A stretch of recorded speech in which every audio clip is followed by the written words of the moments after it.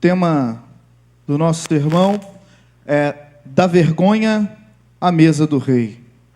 Da vergonha à mesa do rei. Diz assim, todos abriram? Amém? 2 Samuel 9, 1. 1, versículo 1. Um dia Davi perguntou: será que resta alguém da família de Saul para que eu use de bondade para com ele por causa de Jonatas? E havia um servo na casa de Saul cujo nome era Ziba. Chamaram-no pedindo o que viesse falar com Davi. O rei perguntou: você é Ziba? E ele respondeu: sou eu mesmo, seu servo.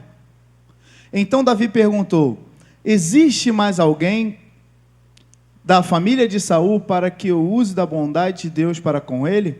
E Ziba respondeu: ainda existe um filho de Jonatas, aleijado de ambos os pés. Repita comigo: ainda existe um filho de Jonatas, aleijado de ambos os pés. E o rei perguntou: onde está ele? E Ziba respondeu: ele está na casa de Maquir, filho de Amiel, em Lodebar. Então o rei Davi mandou trazê-lo de Lodebar, da casa de Maquir, filho de Amiel. Quando Mefibosete, filho de Jonatas, filho de Saul, chegou diante de Davi, inclinou-se e prostrou-se o rosto em terra, como o rosto em terra. E Davi disse: Mefibosete. E ele respondeu: aqui estou às suas ordens. Obrigado, mano. Deus abençoe. Então Davi lhe disse: não tenha medo, porque eu serei bondoso com você por causa de Jonatas. Repita comigo: não tenha medo. Seu pai, vou restituir a você todas as terras de Saul, seu pai, e você sentará sempre à minha mesa para comer. Então Mefibosete inclinou e disse: quem é este seu servo, para que o meu senhor tenha olhado para um cão morto como eu? Então Davi chamou Ziba, servo de Saul, e lhe disse: tudo o que pertencia a Saul e toda a casa dele eu dei ao neto de seu senhor. Você, os seus filhos, os seus servos cultivarão a terra para ele, e recolherão os frutos, para que a casa do seu senhor tenha o que comer. Porém, Mefibosete, servo do Senhor, sentará sempre à minha mesa para comer. Ziba tinha 15 filhos, olha aí, dá um glória a Deus, e 20 servos. Ziba disse ao rei: farei tudo o que o rei, meu senhor, ordena a este seu servo. E assim, Mefibosete passou a fazer as refeições à mesa de Davi, como um dos filhos do rei. Repita comigo: como um dos filhos do rei. E tinha um filho pequeno chamado Mica. Todos os que moravam à casa de Ziba eram servos de Mefibosete. Mefibosete morava em Jerusalém, porque fazia as refeições, olha aí, sempre à mesa do rei, e ele era coxo de ambos os pés. Palavra do Senhor, amém? Glória a Deus. Senhor, usa a minha vida, fala conosco, Senhor, nessa manhã abençoada, Senhor, para que possamos, Senhor, entender essa palavra e que a tua face possa resplandecer sobre nós nessa manhã e entendamos, Pai, aquilo que o Senhor tem a falar, em nome de Jesus, amém e amém. Davi, se a gente observar os capítulos anteriores, ele vai organizar um pouco o seu governo, vai consolidar o seu governo, vencer batalhas, né? E viver um momento de estabilidade. Então, ele para e fala: aquele meu amigo Jonatas, será que existe alguém ainda, sobrou alguém da linhagem dele? Né? Resta alguém da casa de Saul? Essa é uma pergunta que é poderosa, porque quando o rei assumia um trono, era comum o que acontecer com a linhagem anterior? Quando assumia o trono, era comum que o rei que assumiu matasse a linhagem anterior, para que não sobrasse ninguém, para quê? Para dar o golpe. Às vezes a gente vê isso nos filmes, né? Já assistiu isso nos filmes? Os Game of Thrones da vida, né? Nas séries, quando um rei assume, taca fogo, queima tudo, assassina, né, quem sobrou de linhagem, para não ter uma revolta, uma rebelião e alguém daquela linhagem assumir o trono. Aconteceu também, por exemplo, na história mundial, né, os reis foram mortos, assassinados, né, e suas famílias também foram mortos, para que não pudesse ter herdeiros. Napoleão Bonaparte, por exemplo, quando invadiu Portugal, o rei de Portugal, o príncipe regente de Portugal, Dom João VI, com a rainha I e sua corte, saíram fugidos para o Brasil, uma das suas colônias, com a ajuda da Inglaterra. Por quê? Porque acabando com o rei, acabando com o príncipe, acabando com a rainha, acabou a linhagem, então, né, não iria ter aí uma possível revolta, uma revolução, e esse rei poderia voltar. Muito, né? A Inglaterra passou por isso, a França passou por isso, onde às vezes não tinha herdeiros, e agora a gente vai ter que buscar um herdeiro em algum lugar longe para tentar recorrer a essa linhagem real. Então, perceba, Davi aqui, ele vai buscar alguém da linhagem de Saul. E certamente, se você estivesse lá por perto, você ia falar, eita ferro, vai dar ruim. Davi, um rei, está mandando buscar alguém de outra linhagem real, então vai dar algum problema aí. Só que Davi, ele não age pelo impulso político, ele age pela fidelidade e aliança. Davi não age pelo impulso político, mas ele age pela fidelidade e aliança. Que aliança foi essa? Que aliança é essa, pastor? A aliança que ele tinha lá com Jonatas. 1 Samuel 18:3, Davi faz uma aliança com Jonatas, porque amava como a sua própria alma. Olha aí, Jonatas e Davi fizeram uma aliança porque Jonatas amava como sua própria alma. 1 Samuel 20:14, e se eu então ainda viver, use para comigo sua bondade do Senhor, para que eu não morra. Pode passar, é até o 17. Nem tampouco jamais afaste da minha casa a sua bondade, nem ainda quando o Senhor eliminar da face da terra todos os inimigos de Davi. Assim, Jonatas fez aliança com a casa de Davi, dizendo que o Senhor vingue os inimigos de Davi. Jonatas fez com que Davi jurasse de novo pelo amor que tinha, porque Jonatas o amava com o amor da sua alma. Então, a gente pode ler 1 Samuel 20:42, onde eles confirmam a aliança também da sua descendência. Olha aí, Então Jonatas disse a Davi, vá em paz, porque ambos juramos em nome do Senhor, dizendo, o Senhor seja para sempre testemunha entre mim e você, entre a minha descendência e a sua descendência. Ou seja, maior do que qualquer tradição política, Davi age com a aliança que ele tinha com Jonatas de cuidar da sua descendência. E nesse contexto geral que surge um menino chamado Mefibosete. Quem era esse menino Mefibosete? Era filho de Jonatas, neto de Saul. Você pode ler com calma em casa, estudar 2 Samuel com calma em casa, mas em 2 Samuel 4:4 vai falar como que ele ficou aleijado. E isso foi uma pergunta que eu tinha. Por que ele ficou aleijado? Ele era de nascença, não era de nascença?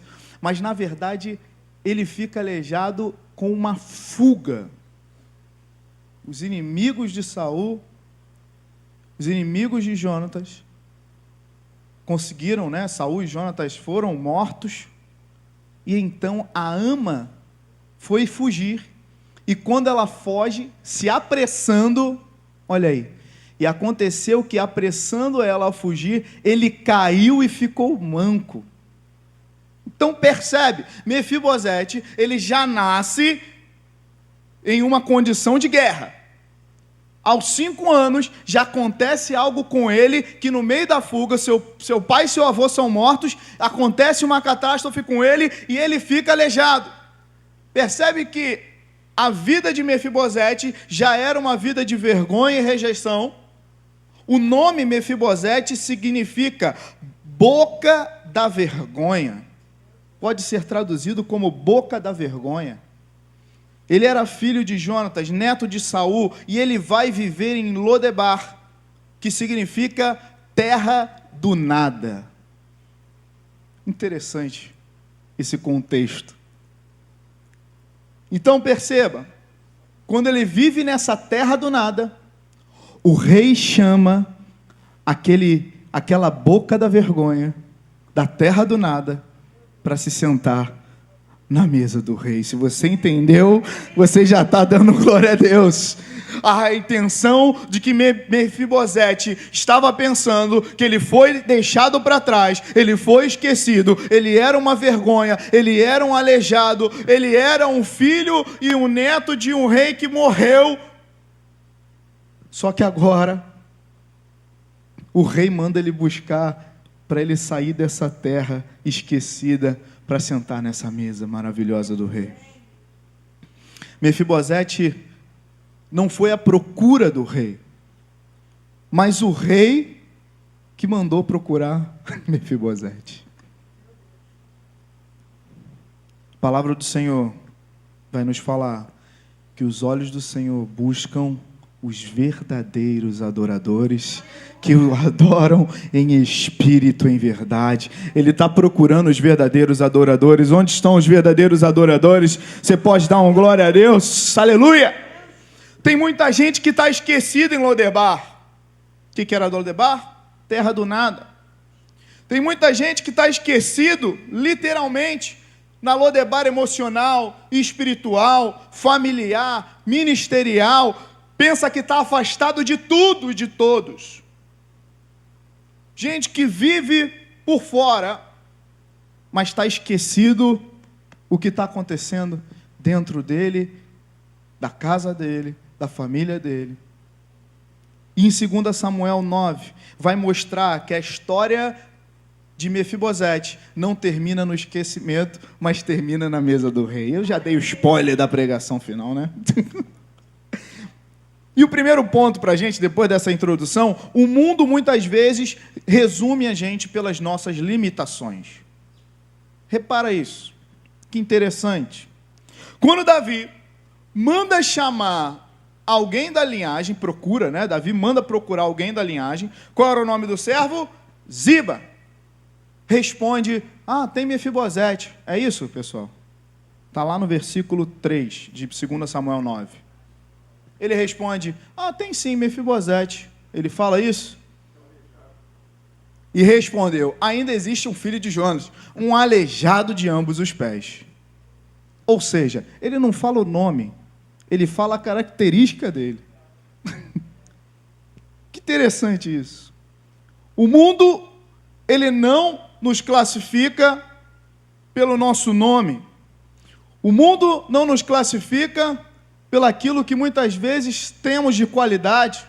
O mundo classifica das nossas características, das nossas falhas, dos nossos erros, e muitas vezes querem nos apontar dos erros que cometemos lá atrás, que você já deixou para trás, mas querem te apontar e falar que você é esse cara hoje. O mundo fala, lá vai um divorciado, lá vai um que desistiu, lá vai um viciado, um depressivo, um pobre, um deficiente, um problemático. O mundo pega a sua deficiência, a sua característica, te aponta e coloca como a sua principal característica e quem você é. Já reparou isso? O mundo pega detalhes e transforma na sua identidade. Quem é fulano? Ah, aquele que fez tal coisa. Quem é fulano? Aquele que teve uma vida assim, assim, assim. Quem é fulano? Ah, aquele que traiu a esposa. Então, ainda existe um filho de Jonatas, aleijado de ambos os pés. Repara, a gente tem diversos exemplos na Bíblia, mas eu separei para a gente, por exemplo, Bartimeu. A multidão, quando Jesus pergunta, peraí, tem alguém aí? O que é esse cara aí? Jesus, esse aí é só um cego que está atrapalhando o caminho. Jesus, esse aí, deixa ele gritar aí à vontade, esse aí é só um cego que atrapalha. A multidão, a Bíblia vai falar que a multidão mandava Bartimeu ficar quieto. A multidão mandava Bartimeu parar de gritar, parar de clamar, parar de louvar a Jesus Cristo, né? Porque ele fala, filho de Davi, tenha misericórdia. Bartimeu reconhece Jesus como da linhagem que seria o Messias. E tem gente que está louvando aqui, tem gente que está glorificando ao Senhor, tem gente que está adorando ao Senhor, mas a multidão está querendo te parar e está querendo te calar. A multidão não pode te classificar, meu irmão, minha irmã. A multidão não pode dizer quem você é. Sabe por quê? Jesus olha para Bartimeu e ele vê um homem que tinha fé. A multidão vê um cara chato que clamava a Jesus. A multidão vê um crente chato que louva o Senhor na dificuldade. A multidão vê um crente chato que só quer louvar e adorar a Deus e vem domingo para a igreja ao invés de ir para a praia. A multidão vê, lá vai o crente que é todo errado, mas vai lá pedir perdão a Deus. A multidão vê isso, mas Jesus vê, lá vai um coração arrependido, se chegando até a mim. Lá vem um coração arrependido diante do meu altar. Aqui vai uma mulher e um homem de Deus que passa por dificuldade, mas passa pela prova dando glória. Quem está glorificando ao Senhor? Aleluia! Quando os homens vêm de fora, quando a multidão vem de fora, a multidão está vendo sua limitação, a sua falha, o seu erro. A gente está nessa vida pastoral, né, acompanhando meus pais, vivendo, né, a vida de igreja.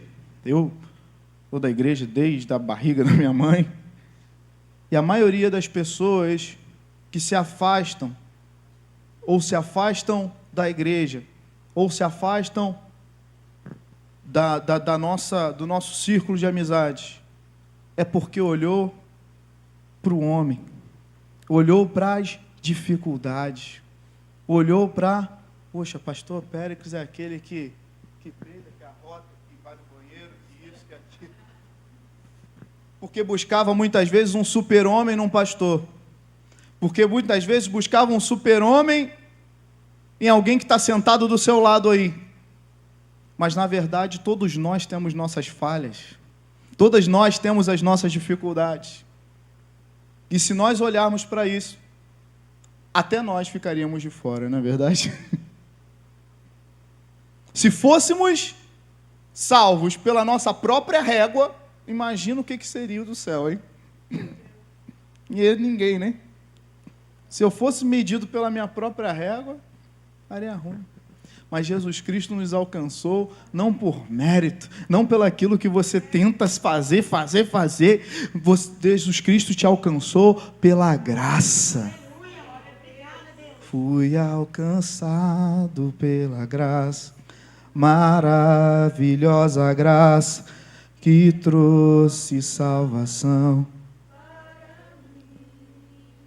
Eu não mereço tanta graça, mas por misericórdia.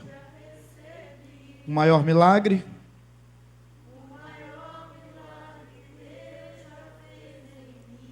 O maior milagre o Senhor já fez. Aleluia! O perigo, pessoal, é quando nós refletimos isso de alguma forma. Como? A igreja não pode ser um lugar onde a gente coloca rótulos nas pessoas. Igual aconteceu lá com alguns alunos esses dias. Não, porque na igreja entra drogado, entra traficante, entra prostituta, entra viciado, não sei o quê.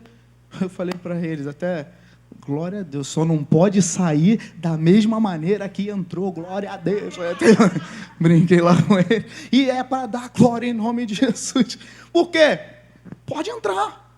Agora, sair da mesma maneira não pode sair. E a gente tem visto justamente o contrário, não é verdade, irmãos? Eu tenho visto no Instagram, na internet, misericórdia. É o que inventaram do venha como tá, fica aqui como tá, vai embora como tá, continua como tá. Jesus não vai te deixar de te amar pelo jeito que você tá. Só que eu te desafio a encontrar um que quis chegar até Jesus. E Jesus não falou, vá e não peques mais. Vai, mas não vai, volta pelo mesmo caminho que você foi, não. Esse é o desafio para a gente. Às vezes a gente consegue ver um marido que resume a esposa pelo próprio erro dela. Um filho que é resumido por uma fase que ele está enfrentando. Irmãos da igreja que são resumidos por um tropeço. Mas o Evangelho não ensina a olhar as limitações, mas nos ensina a olhar com misericórdia e amor para aqueles que desejam a mudança e a transformação em Cristo Jesus. Efésios 2:8.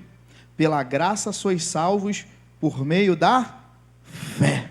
E isso não vem de vós, é dom de Deus. A gente costuma olhar para as características. Por isso, separei uns dados aqui. A Organização Mundial da Saúde, 25% das crianças e adolescentes no mundo recebem bullying, estão expostos ao bullying. 15% aqui já revelaram ter sofrido cyberbullying. Vocês sabem o que é cyberbullying? É aquele bullying pela internet, pelo Instagram, pelas redes sociais, né? Ou perseguições, né? E bullying não é falar, seu narigudo, não, é perseguir a pessoa, é escarnecer a pessoa, separar a pessoa, né? Do círculo ali de amigos, não é só pela característica, mas muitas vezes esse bullying ele gera perseguição e vai para o cyberbullying, que é exposição, aí pega a foto da pessoa e coloca na internet. 15% dos nossos adolescentes já sofreram algo parecido com isso. Ou seja, o nosso mundo é muito do visual, da característica. Quem olha só para a limitação não vai entender nunca que uma aliança pode restaurar a sua casa com Deus. Segundo ponto, senão a gente não acaba. A sua dor pode dificultar o seu relacionamento com a mesa do rei. Por quê? Olha como é que você está se enxergando, como que você se vê. 2 Samuel 9:8, olha como é que Mefibosete vai se olhar. Quem é este seu servo para que o Senhor tenha olhado para... Ele fala uma frase fortíssima. Mefibosete se via como um cão morto. Olha para quem está do seu lado e pergunta, como é que você se vê aí, hein? Como é que você se vê? Davi mandou chamar Mefibosete. Falou que vou cuidar de você. E mesmo assim ele falava, eu sou um cão morto. Quem sou eu? Deixa quietinho, Lodebar. Você já foi alcançado pela graça do Senhor. Escreve na areia da praia. Deixa a onda bater e levar seus pecados, suas falhas, suas dores. E eu preciso viver e sentar na mesa do rei. Esquece Lodebar, esquece quem você foi um dia, a vergonha que você passou, e passa a viver aquilo que o Senhor tem para você. O mais difícil de receber o perdão é se perdoar. Porque você já recebeu o perdão das pessoas que estão ao seu redor, você já recebeu o perdão da pessoa que te afetou, você já recebeu o perdão do Senhor Jesus, que já te perdoou, mas a pessoa está pensando, porque lá em 2015 aconteceu tal coisa. Vamos embora, vamos, sobe no louvor aqui, senta, vamos louvar, vamos adorar o Senhor, seja um ministro, vamos para o ministério de dança, trabalha aqui com a Ana na consolidação, trabalha com a Lene lá para receber. Mas pastor, em 2010, quando eu estava numa igreja, aconteceu... Esquece, você não é mais um cão morto, não. Esquece, você não é mais um cão morto. Lodebar ficou para trás e a graça te alcançou. Aleluia! Aplauda ao Senhor, glória a Deus. Você foi alcançado por a graça. Por isso, para de ficar olhando para as coisas que já se passaram. Porque o Senhor tem vida nova para você. A graça e o perdão já te alcançaram. Receba o perdão do Senhor e coloca a mão no arado. Porque quem coloca a mão no arado... Tem um exemplo maravilhoso na Bíblia de Gideão. Quando Gideão é chamado pelo Senhor, o Senhor chama Gideão, eu não vou abrir não, senão não vai dar tempo. Ele chama de, Juízes 6, homem valente. Olha que coisa maravilhosa, ser chamado por Deus de homem, mulher valente. Eita glória, poxa vida, eu quero outra coisa. Valente, opa, estou de pé. Até muda a característica, né, o Breno? Se eu tivesse sentado, até levantava. Homem valente, varão valoroso, opa, glória a Deus, estou de pé. Aí Gideão fala, eu sou menor da minha casa. Eu sou tão pequenininho. Eu sou menor da minha descendência, da minha casa.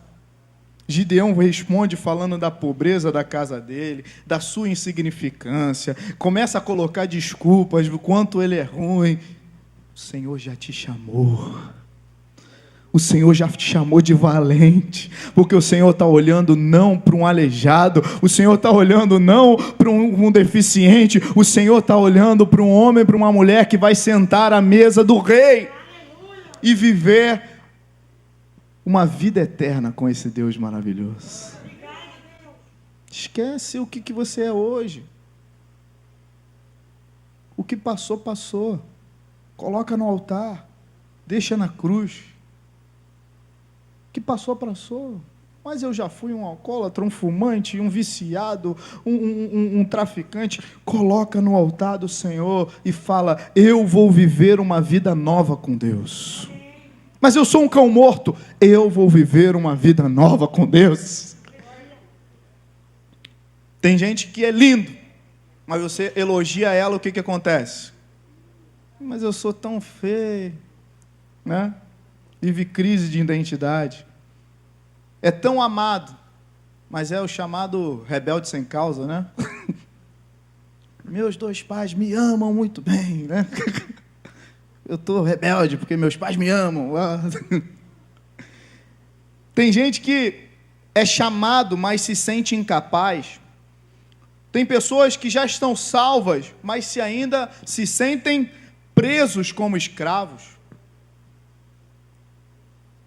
Para de olhar para as suas dificuldades e para o pecado que já passou, porque o Senhor já te deixou livre disso e já te perdoou. Amém? Glória a Deus, aleluia. Então, a aliança vai além da sua dor. 2 Samuel 9:7.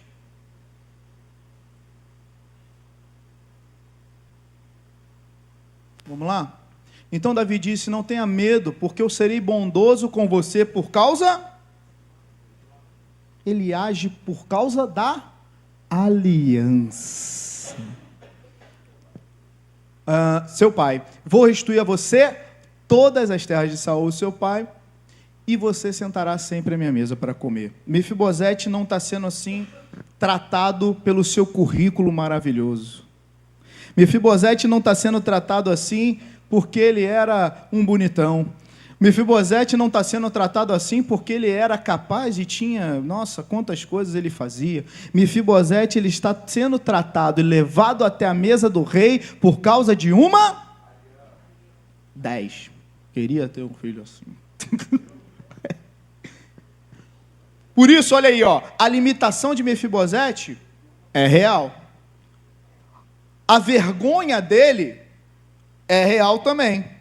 A história de Mefibosete não tem como apagar, saiu fugido, aconteceu o acidente trágico, não tem como apagar, é real. Só que eu quero dizer que a aliança que ele tinha com Deus era muito maior.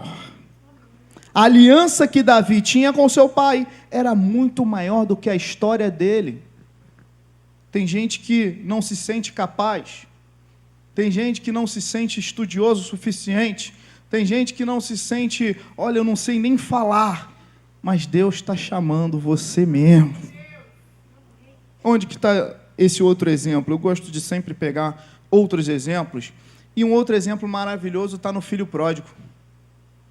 Ele achou que quando voltasse para a casa do pai, ele iria ser recebido como um dos seus empregados, servo, escravo do seu pai. E voltando para casa, ele pensou: perdi o meu lugar, já era.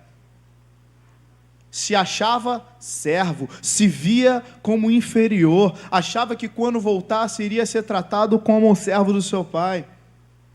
Mas quando ele voltou, o pai responde: você continua sendo meu filho, vem aqui. Pega uma sandália para ele, pega uma capa, pega um anel, e mais do que tudo, vamos fazer um churrascão. Pega um novilho e vamos celebrar, porque o meu filho estava morto e agora ele vive. A mesma lógica está aqui em 2 Samuel 9. Mefibosete, ele chega provavelmente tremendo de medo, né, Silvano? Ele chega e fala: já era, a descendência de Saul vai rodar agora, vou morrer. Só que quando Davi chega, ele responde com bondade, com amor, como a gente acabou de ler. Eu vou ser bondoso contigo, fica calmo. Davi responde com restauração. Deus faz isso conosco. Deus não nos chama porque a gente tem um MBA maravilhoso, um currículo cheio.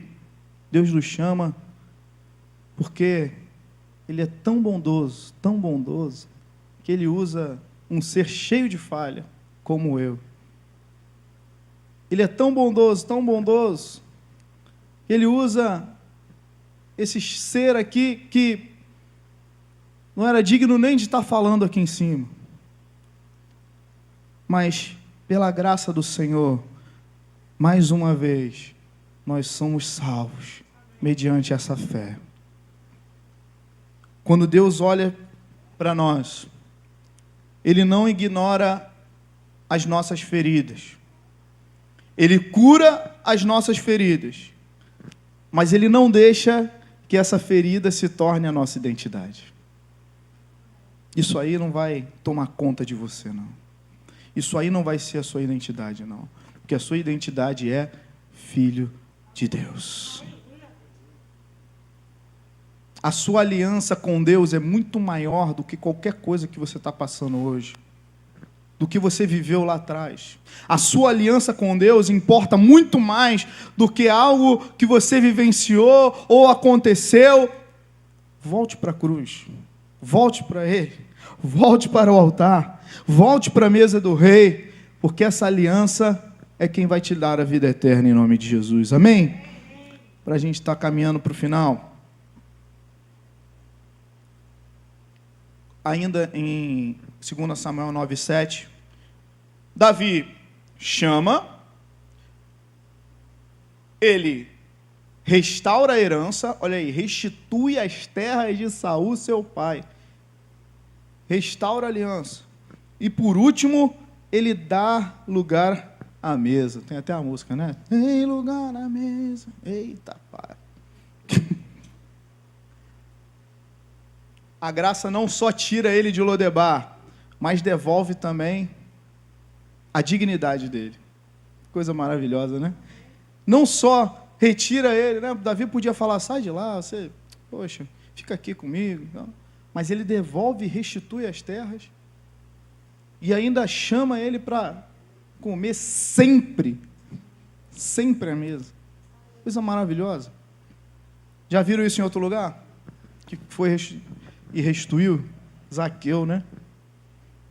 Zaqueu vivia como um pecador, explorador, indigno. Jesus fala para ele, hoje me convém pousar em sua casa. Eita, peraí, deu ruim.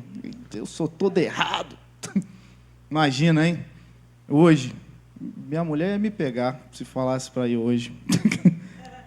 Jesus chega para mim e fala, hoje me convém pousar na tua casa. A Carla ia me bater, porque lá em casa o negócio está... Dois meninos, o negócio está... Tem brinquedo até no teto. O amor de Deus passou como um furacão. Quando Jesus entra na casa de Zaqueu, ele não só confronta o pecado, mas ele devolve a dignidade para aquele homem. E Zaqueu resolve restituir quem ele tinha ofendido. Por isso, você recebe essa graça, você recebe esse amor maravilhoso, você consegue viver uma nova vida, restituir aquilo que um dia foi perdido, e você tem acesso à mesa do rei. Tem gente que aceita ficar na porta do palácio. Mas Deus nos chama para sentar à sua mesa. Para concluir, por conta do nosso horário, né? Mefibosete passou a comer à mesa de Davi, versículo 11. Coisa maravilhosa. Como um dos filhos do rei. Deus está te chamando para comer à mesa. E comer à mesa significa comunhão com Deus. Comunhão com esse Deus maravilhoso. Mefibosete continua aleijado, a história não foi apagada, mas agora, de sobrevivente a uma tragédia, é tratado como um dos filhos do rei. Por isso o Senhor nos chama nessa manhã. A história que para trás ficou, ficou. O que ficou para trás, deixa para trás. O que importa é hoje. O Senhor te chama para sentar à mesa. Pastor, eu sou como um cão morto, eu estou destruído. O Senhor te chama para viver e sentar à mesa do rei. Esquece essa vergonha, esquece seu nome, o que você passou, esquece onde você habitou, esquece que você é traduzido como boca da vergonha, ou como você habitava lá em Lodebar, na terra do nada. O Senhor Jesus, o Rei dos Reis, te chama para sentar à mesa e habitar na sua casa, em nome de Jesus. Amém.